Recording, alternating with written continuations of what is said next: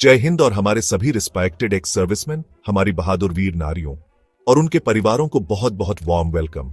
आज हम एक ऐसे सब्जेक्ट के बारे में बात करने वाले हैं जो हमारे दिल और हमारी जेब दोनों के बहुत करीब है, मिलिट्री सर्विस पे, या जैसा कि हम सभी जानते हैं एमएसपी। ये एक ऐसा टॉपिक है जो अक्सर बहुत सारे सवाल पैदा करता है और कभी कभी थोड़ी कंफ्यूजन भी। आप में से बहुत से लोगों ने अपने पेंशन पेमेंट ऑन ऑर्डर या पीपीओ में एमएसपी लिखा हुआ देखा होगा और सोचा होगा कि इसका आपकी मंथली पेंशन के लिए क्या मतलब है। क्या यह आपकी पेंशन में जुड़ता है? क्या यह आपकी मंथली इनकम बढ़ाता है? हम यहां इन सभी डाउट्स को क्लियर करने और आपको मिलिट्री पे के इस इंपॉर्टेंट कंपोनेंट की एक सिंपल क्लियर एक्सप्लेनेशन देने के लिए हैं। मिलिट्री सर्विस पे सिर्फ एक और अलाउंस नहीं है, यह एक स्पेशल रिकॉग्निशन है। यह उन यूनिक डिफीट शिप्स और सीवियर चैलेंजेस को एक्नॉलेज करता है जिनका एक सोल्जर सामना करता है, जो किसी भी सिविलियन जॉब से बिल्कुल अलग है।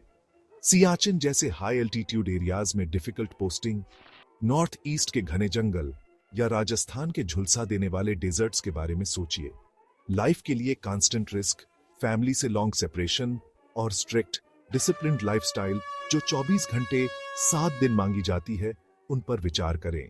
एमएसपी को 6th सेंट्रल पे कमीशन द्वारा इस सैक्रिफाइस की भावना और मिलिट्री लाइफ की एक्स्ट्राऑर्डिनरी रिगर्स को ऑनर करने के लिए इंट्रोड्यूस किया गया था, जिन्हें हमारे सैनिक बिना शिकायत के सहते हैं।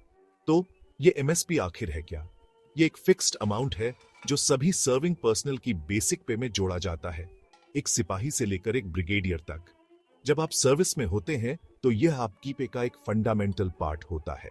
इसके पीछे मेन आइडिया एक एक्स्ट्रा फाइनेंशियल कुशन प्रोवाइड करना था, जो मिलिट्री सर्विस के डिमांडिंग नेचर के लिए स्पेसिफिकली कंपनसेट करता है।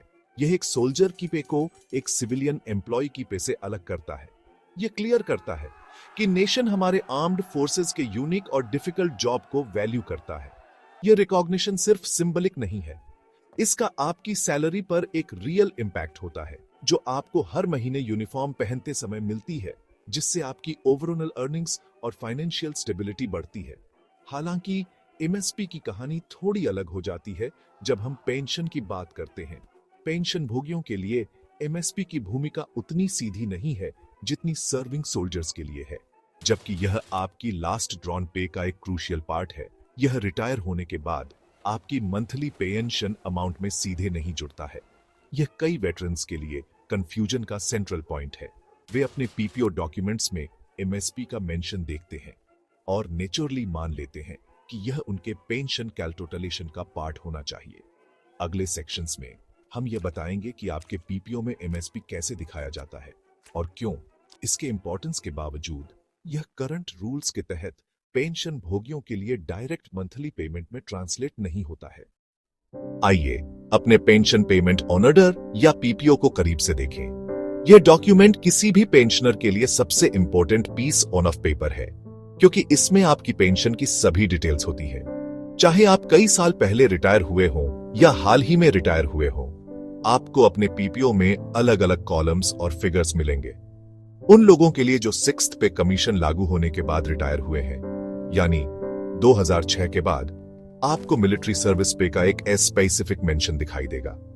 इसे अक्सर एक सेपरेट कंपोनेंट के रूप में लिस्ट किया जाता है, जो आपकी लास्ट पे ड्रॉन या एमोल्यूमेंट्स फॉर पेंशन का पार्ट था। यहीं से हमारे कई भाइयों के लिए रॉन्ग फहमी अक्सर शुरू होती है। पीपीओ में एमएसपी को लिस्टेड देखकर कई लोग यह मान लेते हैं कि यह अमाउंट हर महीने उनके बेसिक पेंशन के ऊपर जोड़ा जाना चाहिए। हालांकि सिस्टम ऐसे काम नहीं करता है। एक सैनिक की पेंशन लास्ट पे ड्रॉन के 50% के रूप में कैलकुलेट की जाती है। पेंशन पर्पस के लिए लास्ट पे ड्रॉन टर्म को आपकी बेसिक पे प्लस मिलिट्री सर्विस पे या एमएसपी के रूप में डिफाइन किया गया है। तो 50% कैलकुलेशन करने से पहले एमएसपी अमाउंट को इंक्लूड किया जाता है। यह कैलकुलेशन के बाद जोड़ा गया एक सेपरेट अमाउंट नहीं है। यह उस बेस फिगर को बढ़ाने में हेल्प करता है जिससे आपकी पेंशन डिराइव्ड होती है, लेकिन यह एक एक्स्ट्रा मंथली पेमेंट नहीं है। इसे और सिंपल बनाने के लिए इसे चाय बनाने जैसा अंडरस्टैंड। आपकी बेसिक पे पानी है और एमएसपी दूध है। आप उन्हें पहले एक साथ मिलाते हैं और फिर उस मिक्सचर का आधा हिस्सा अपनी फाइनल कप ऑफ टी, जो आपकी पेंशन है, के रूप में लेते हैं। आपको अपनी चाय के साथ दूध का एक सेपरेट कप नहीं मिलता है। एमएसपी आपकी पे में मर्ज हो जाता है ताकि एक हायर पेंशनेबल एमोल्यूमेंट बन सके। इसका रिजल्ट थोड़ी हायर बेसिक पेंशन होती है जो आपको मिलती अगर एमएसपी बिल्कुल मौजूद नहीं होता। तो जबकि एमएसपी आपकी पेंशन को फायदा पहुंचाता है, इसका इफेक्ट इनडायरेक्ट है। ये इनिशियल अमाउंट को बढ़ाता है, लेकिन यह पेंशन भोगियों के लिए एक स्टैंडअलोन पेमेंट नहीं है। यह एक क्रिटिकल डिस्टिंक्शन है जिसे समझना जरूरी है पुराने और नए दोनों पेंशन भोगियों के लिए। उन लोगों के लिए जो 2006 से पहले रिटायर हुए थे, उनके पीपीओ को रिवाइज किया गया था और एमएसपी को उनके पे स्केल्स में नॉशनली जोड़ा गया था ताकि नए रूल्स के तहत उनकी पेंशन को रिकैलकुलेट किया जा सके। उन लोगों के लिए जो 2006 के बाद रिटायर हुए, जो एमएसपी वे एक्चुअली रिसीव कर रहे थे, उसे शुरू से ही उनके पेंशन कैलकुलेशन में इंक्लूड किया गया था। कि टेक अवे यूनिवर्सल है।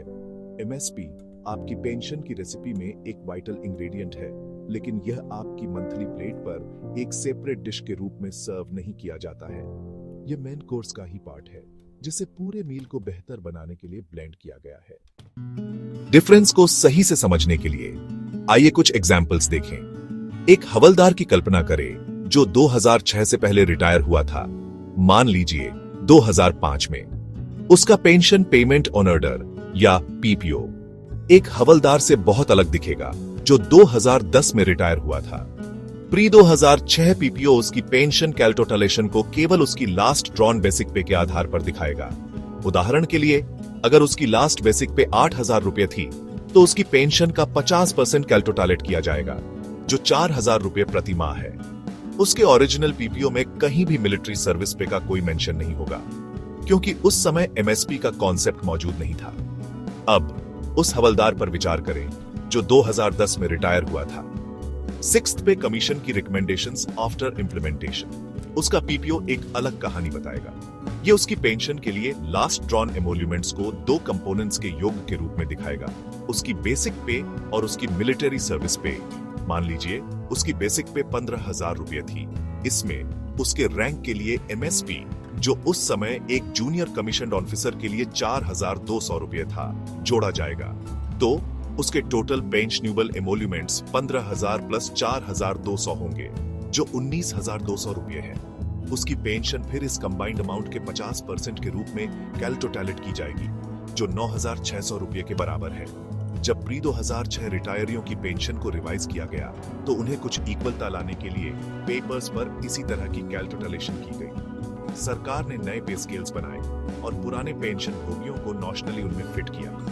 हमारे हवलदार के लिए जो 2005 में रिटायर हुआ था, उसकी पेंशन को रिकैलकुलेट किया गया। नए पे बैंड्स के आधार पर एक नॉशनल लास्ट पे निर्धारित की गई और एक ग्रेड पे और एमएसपी को पेपर्स पर उसमें जोड़ा गया। इस नई हायर नॉशनल पे का उपयोग फिर उसकी रिवाइज्ड पेंशन को कैलकुलेट करने के लिए किया गया। यही कारण है कि पुराने पेंशन भोगियों की भी पेंशन बढ़ी, क्योंकि इन रिविजन्स के दौरान एमएसपी का बेनिफिट उन्हें इनडायरेक्टली पास किया गया था। कि डिफरेंस डॉक्यूमेंट्स में क्लियरली विजिबल है। नए पीपीओ स्पष्ट रूप से बेसिक पे प्लस एमएसपी को पेंशन के आधार के रूप में बताते हैं। पुराने पेंशन भोगियों के लिए रिवाइज्ड पीपीओ इसे कैलकुलेशन एनेक्शर्स में दिखा सकते हैं, लेकिन सिद्धांत पूरे बोर्ड में समान रहता है। एमएसपी का उपयोग 50% कैलकुलेशन के लिए स्टार्टिंग फिगर को बढ़ाने के लिए किया जाता है। यह एक एक्स्ट्रा आइटम नहीं है। इन फिगर्स को पेपर्स पर देखने से धुंध साफ करने में हेल्प मिलती है। यह दिखाता है कि एमएसपी पेंशन भोगियों के लिए एक मिथ नहीं है, यह एक रियल फैक्टर है जिसने रिटायरमेंट की तारीख की परवाह किए बिना रिटायर हुए हर किसी के लिए पेंशन अमाउंट को पॉजिटिवली, हालांकि इनडायरेक्टली, इम्पैक्ट किया है। मिलिट्री सर्विस पे की कहानी फेयरनेस और इक्वालिटी के लिए एक लंबी और डिटरमिन्ड फाइट की कहानी भी है। जब एमएसपी को पहली बार सिक्स्थ पे कमीशन द्वारा इंट्रोड्यूस किया गया था तो इसे दो स्लैब्स में दिया गया था। एक स्लैब कमीशन ऑफिसर्स के लिए था, लेफ्टिनेंट से ब्रिगेडियर तक, और दूसरा लोअर स्लैब जवानों और जूनियर कमीशन ऑफिसर्स के लिए था। शुरुआत से ही इस डिफरेंस ने इनजस्टिस की भावना पैदा की। सैनिकों की तरफ से आर्गुमेंट सिंपल और पावरफुल था। मिलिट्री सर्विस की डिफीट शिप्स और रिस्क सभी के लिए समान है।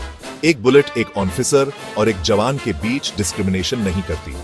एक फॉरवर्ड पोस्ट में मुश्किल जीवन सभी रैंक्स द्वारा शेयर किया जाता है, इसलिए इक्वल एमएसपी या वन रैंक वन एमएसपी की डिमांड अरोज। लॉजिक यह था कि अगर एमएसपी सर्विस के यूनिक रिगर्स के लिए कंपनसेशन है तो यह सभी कॉम्बैटेंट्स के लिए समान होना चाहिए, चाहे उनका रैंक कुछ भी हो। यह डिमांड 7th सेंट्रल पे कमीशन के सामने डिस्कशन और रिप्रेजेंटेशन का एक सेंट्रल पॉइंट बन गई। Veteran own organisations, serving members और मिलिट्री एक्सपर्ट्स सभी ने इक्वालिटी के इस प्रिंसिपल के लिए स्ट्रांगली आर्गू किया। उन्होंने बताया कि एमएसपी को 2 अलग अलग रेट्स में बांटना उस भावना और पर्पस के खिलाफ था जिसके लिए इसे पहली जगह में क्रिएटेड। डिमांड सिर्फ पैसे के बारे में नहीं थी, यह डिग्निटी और रिकॉग्निशन के बारे में थी। इन स्ट्रॉन्ग रिप्रेजेंटेशंस के बावजूद 7th पे कमीशन ने इक्वल एमएसपी की डिमांड को एक्सेप्ट नहीं किया। इसके बजाय इसने एमएसपी के कई स्लैब्स बनाए जिससे इश्यू और कॉम्प्लिकेटेड हो गया। यह डिसीजन आर्म्ड फोर्सेस कम्युनिटी के लिए एक बड़ी निराशा थी। यह महसूस करते हुए कि उनकी जेन्युइन शिकायत एग्जीक्यूटिव बॉडी द्वारा नहीं सुनी गई, इस मामले को जुडिशरी में ले जाया गया। देश भर के विभिन्न कोर्ट्स में कई मामले दायर किए गए, जिसमें मेन केस आखिरकार दिल्ली हाई कोर्ट तक पहुंचा।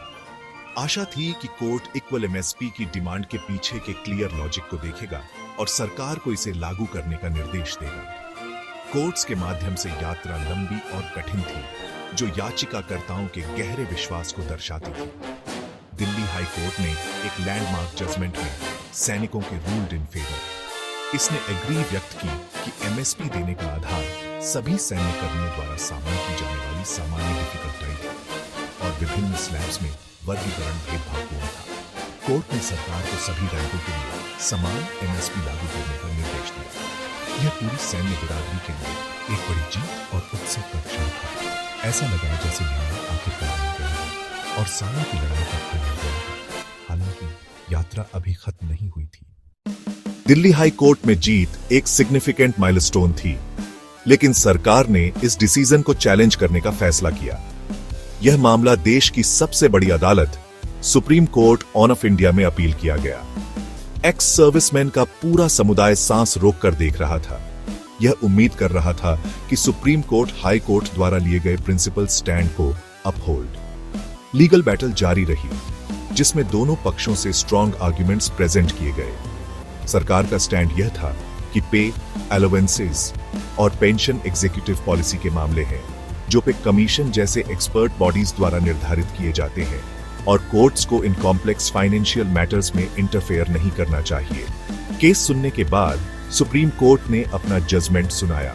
इसने दिल्ली हाई कोर्ट के ऑर्डर को सेट असाइड। सुप्रीम कोर्ट का रीजनिंग यह नहीं था कि इक्वल एमएसपी की डिमांड गलत या अनजस्ट थी। इसके बजाय कोर्ट ने यह व्यू लिया कि पे स्ट्रक्चर और अलाउंसेस के मामलों पर डिसाइड करना जुडिशरी का रोल नहीं है। इसने कहा कि ये कॉम्प्लेक्स पॉलिसी डिसीजंस हैं, जिन्हें सरकार और पे कमीशंस की एक्सपर्टीज पर छोड़ना सबसे अच्छा है, जिन्हें स्पेसिफिकली इन इश्यूज को देखने के लिए कॉन्स्टिट्यूट किया जाता है। कोर्ट ने एसेंशियली कहा, हम इस पर एक्सपर्ट नहीं हैं, पे कमीशन है, इस पर डिसाइड करना उनका काम है। ये जजमेंट निस्संदेह एक झटका था और इसने बहुत निराशा पैदा की। हालांकि यह समझना बहुत इंपॉर्टेंट है कि कोर्ट ने क्या नहीं कहा। सुप्रीम कोर्ट ने यह रूल नहीं किया कि इक्वल एमएसपी कभी नहीं दिया जाना चाहिए। इसने डिमांड के मेरिट्स पर कोई जजमेंट पास नहीं किया। इसने सिर्फ यह कहा कि इस इश्यू के लिए डिसीजन मेकिंग अथॉरिटी एग्जीक्यूटिव और उसके द्वारा नियुक्त एक्सपर्ट बॉडीज के पास है। इसका मतलब है कि दरवाजा बंद नहीं हुआ। बैटल ग्राउंड बस कोर्ट रूम से वापस सरकार के गलियारों और अगले पे कमीशन के मीटिंग रूम में शिफ्ट हो गया है। तो यह हमें कहां छोड़ता है? इक्वल एमएसपी के लिए लड़ाई अभी खत्म नहीं हुई। सुप्रीम कोर्ट के डिसीजन ने आगे का रास्ता क्लियर कर दिया है। इसने हमें बताया है कि हमें अपनी एनर्जी और एफर्ट्स को अगली एक्सपर्ट बॉडी, जो 8वीं सेंट्रल पे कमीशन होगी, को समझाने पर फोकस करने की जरूरत है। जुडिशियल रूट को एक्सप्लोर किया गया है और इसने हमें एग्जीक्यूटिव और लेजिस्लेटिव प्रोसेस पर वापस गाइड किया है। ये कोई हार नहीं है, बल्कि एक रिडायरेक्शन है। लड़ाई जारी है, नैतिक जीत और लॉजिकल रीजनिंग के साथ, जो हाई कोर्ट को कन्विंस्ड। अब काम अगले पे कमीशन के लिए एक स्ट्रॉन्ग, यूनाइटेड और वेल रीजन्ड केस तैयार करना है। अब हम फ्यूचर के बारे में बात करते हैं और क्यों एमएसपी को इक्वलाइज या इंक्रीज करने की यह लड़ाई हर पेंशनर, पुराने और नए दोनों के लिए इतनी क्रिटिकली इंपॉर्टेंट है। आपकी पेंशन का स्ट्रक्चर सीधे सर्विंग सोल्जर्स की पे स्ट्रक्चर से जुड़ा हुआ है। सर्विंग पर्सनल की पे में कोई भी पॉजिटिव चेंज आखिरकार पेंशन भोगियों के लिए एक बेनिफिट में ट्रांसलेट होता है, खासकर जब एक नया पे कमीशन लागू होता है या वन रैंक वन पेंशन या आरओपी का रिवीजन होता है। यहीं पर एक इंक्रीज्ड या इक्वलाइज्ड एमएसपी आपकी फ्यूचर पेंशन को बूस्ट करने में एक बड़ा रोल प्ले कर सकता है। आइए अगले पे कमीशन 8वीं सीपीसी पर विचार करें, जिसके जल्द ही गठित होने की उम्मीद है। जब पे कमीशन पे स्केल्स को रिवाइज करता है तो वह सैलरी के सभी कंपोनेंट्स को देखता है, जिसमें बेसिक पे और एमएसपी शामिल है। अगर हमारे कलेक्टिव एफर्ट्स सक्सेसफुल होते हैं और सरकार इक्वल एमएसपी देने के लिए सहमत होती है, मान लीजिए ऑफिसर्स को वर्तमान में दिए गए लेवल पर, तो यह सभी जवानों और जेसीओ के लिए लास्ट पे ड्रॉन को सिग्निफिकेंटली इंक्रीज। उदाहरण के लिए, यदि जेसीओ और अन्य रैंकों के लिए एमएसपी को उसके वर्तमान स्तर से बढ़ाकर अधिकारियों के स्तर के बराबर किया जाता है, तो पेंशन कैलकुलेशन के लिए उनके कुल एमोल्यूमेंट्स में काफी वृद्धि होगी।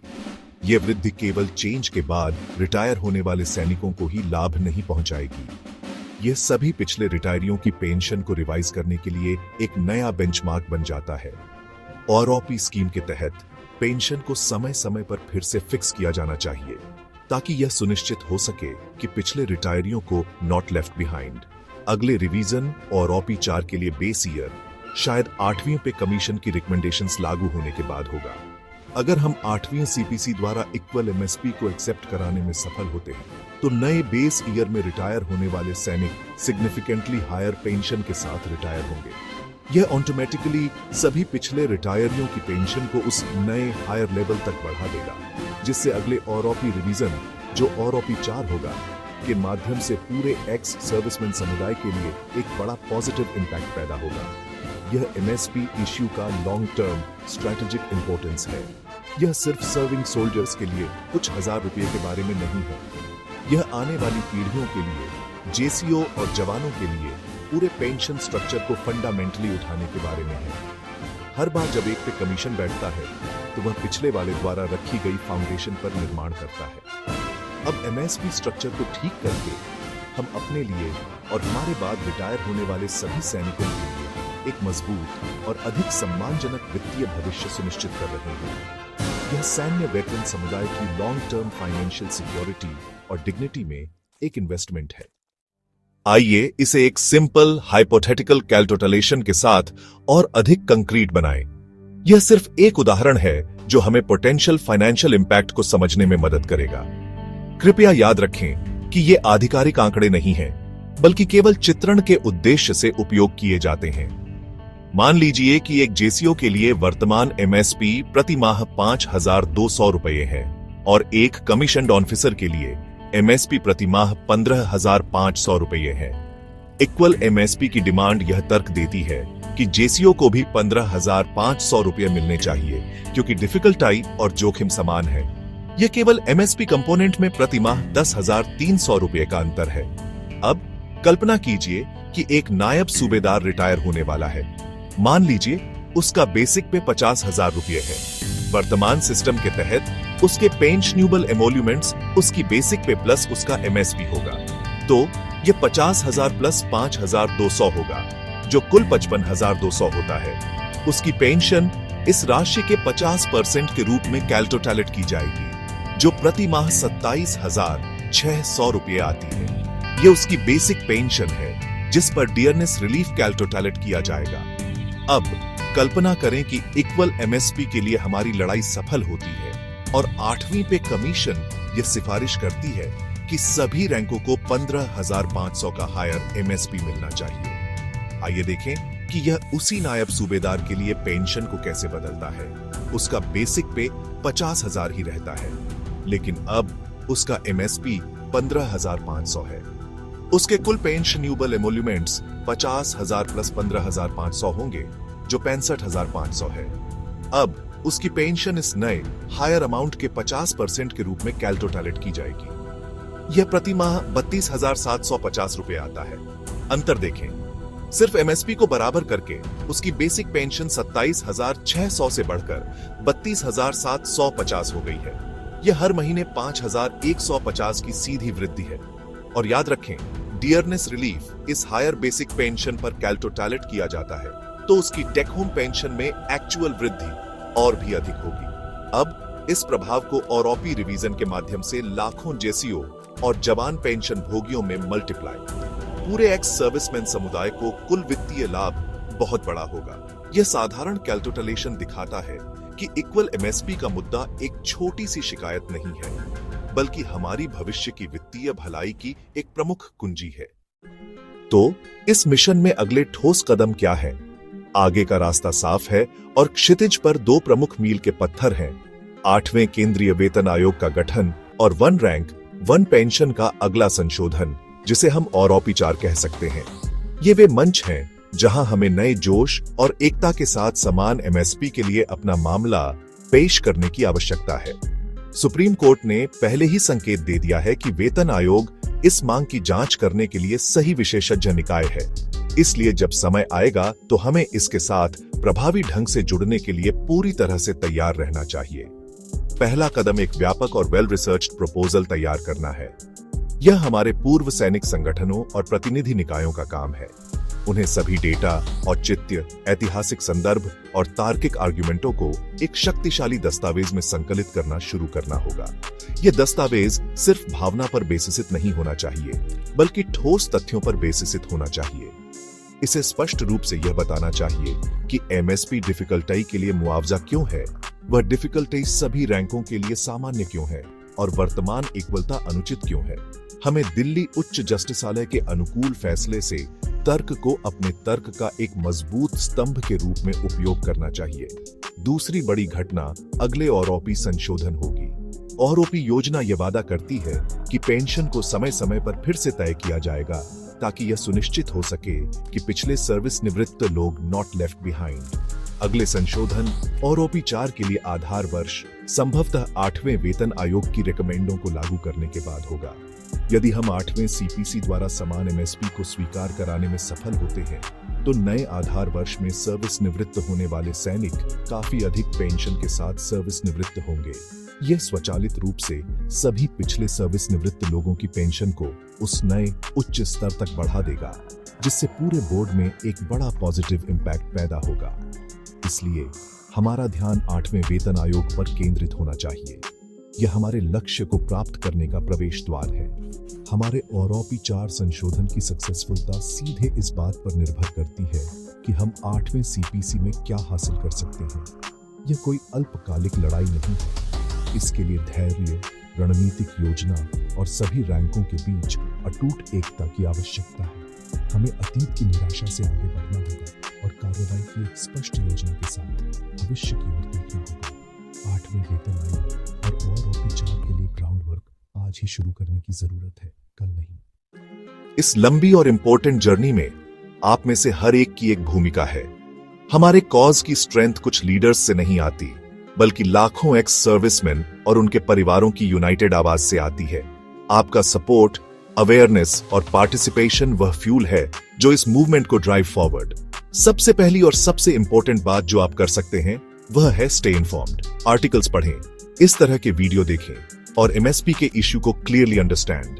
जब आप इश्यू को समझते हैं तो आप इसे दूसरों को एक्सप्लेन कर सकते हैं और किसी भी मिस इन्फॉर्मेशन का मुकाबला कर सकते हैं। नॉलेज हमारे अधिकारों के लिए इस लड़ाई में हमारा सबसे बड़ा हथियार है।